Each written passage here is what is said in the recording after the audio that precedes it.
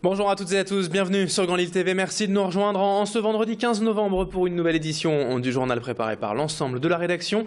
Toute l'actualité du jour dans votre métropole lilloise.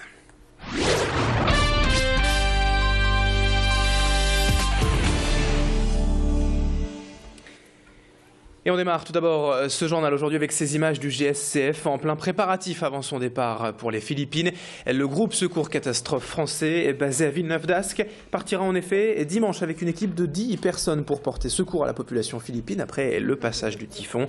Les secouristes nordistes travailleront avec les équipes déjà présentes sur place et, comme les autres, ils seront encadrés par l'armée pour sécuriser leurs déplacements. Le GSCF emporte notamment des filtres et un potabilisateur pour rendre l'eau potable, ce qui est la priorité aujourd'hui sur place. Le GSCF manque pourtant de dons et fait appel donc à la générosité des Français pour pouvoir prolonger leur temps de présence sur place. Macha Grunessen est allée rencontrer le président de l'ONG à Villeneuve-d'Ascq. Les besoins vitaux urgents sont l'eau, les soins, la nourriture. Donc nous, on travaille dans l'accès à l'eau et les soins. Donc nous, on a dit ce qu'on pouvait faire et eux, tout de suite, ont trouvé des points de chute pour qu'on puisse se rendre. Alors, actuellement, on a besoin énormément de dons parce que tout simplement, la mission est à peine couverte. Il est sûr que si demain, on n'a pas assez de dons, malheureusement, on ne pourra pas programmer une action plus longue dans les semaines, les mois qui suivent pour aider les Philippines. Et on espère justement recevoir des dons. Et c'est maintenant qu'il faut se mobiliser parce que c'est très très important. L'image à la une de l'actualité aujourd'hui, et c'est aussi cette manifestation d'enseignants hier contre la réforme des rythmes scolaires. À Lille comme partout en France, près d'un quart des professeurs des écoles étaient dans la rue pour demander le retrait de cette loi.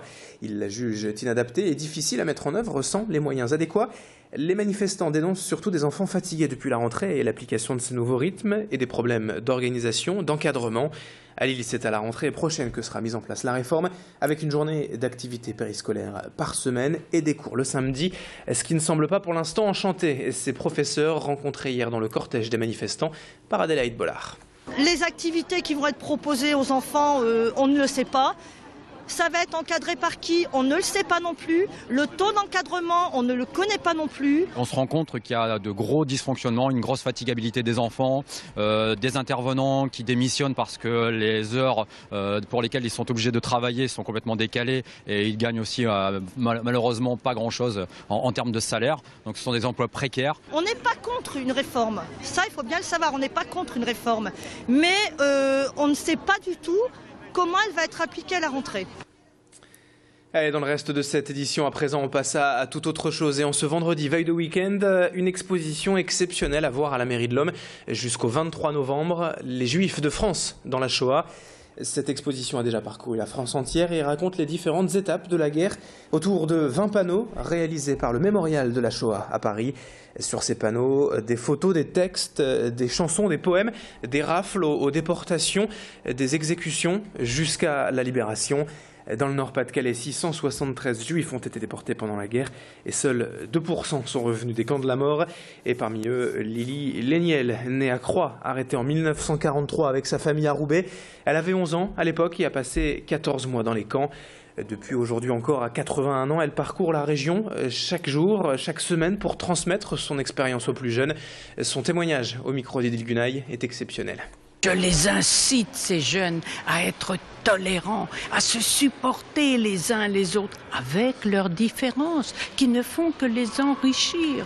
Je leur demande d'être vigilants et de combattre le racisme, qui est un fléau à notre époque, de combattre également l'antisémitisme et la xénophobie. Et ces jeunes comprennent bien, vous savez, je suis sûre qu'ils poursuivront ma tâche. Je leur dis, vous êtes la France de demain, c'est vous qui plus tard veillerez à ce qu'il n'y ait plus d'horreur semblable. Alexandra Gossin recevait hier sur ce plateau sur Grand Lille TV, et comme tous les mois, Philippe Schroeder, le rédacteur en chef de la Gazette Nord-Pas-de-Calais, mensuel économique dans la région. L'occasion donc de faire le point sur l'actualité très chargée en la matière ces dernières semaines. D'ailleurs, le journal consacre ce mois-ci un dossier spécial sur les enjeux de la transmission ou de la reprise de société. Un sujet sensible et dont on parle beaucoup actuellement avec la Redoute, bien évidemment. Je vous propose d'ailleurs de revoir une partie de cet entretien, Philippe Schroeder, avec Alexandra Gossin. François-Henri Pinault, on peut reprocher tout ce qu'on a envie de lui reprocher. En revanche, la stratégie du groupe PPR, devenu aujourd'hui Kering, elle est claire, mais elle n'est pas claire depuis 3 mois, elle est claire depuis plusieurs années. Il y a plusieurs années, le groupe Pinault a indiqué sa volonté de se recentrer sur le luxe. 700 emplois, c'est beaucoup. C'est beaucoup et j'espère que le repreneur s'engagera. Mais on voit que la question de la transmission, c'est une étape très importante dans la vie d'une entreprise. C'est très important parce que c'est l'avenir de la Redoute en tant qu'enseigne, mais c'est l'avenir de 700 salariés. C'est combien d'hommes, de femmes et d'enfants derrière.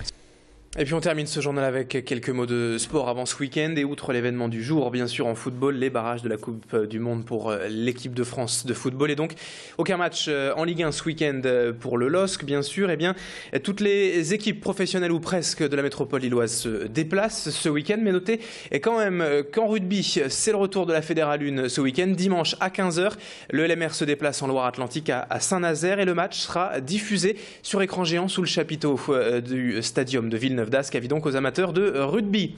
Fin de ce journal, merci à vous de l'avoir suivi. Dans un instant, la météo et l'infotrafic à suivre sur Grand Lille TV. Très belle journée à toutes et à tous.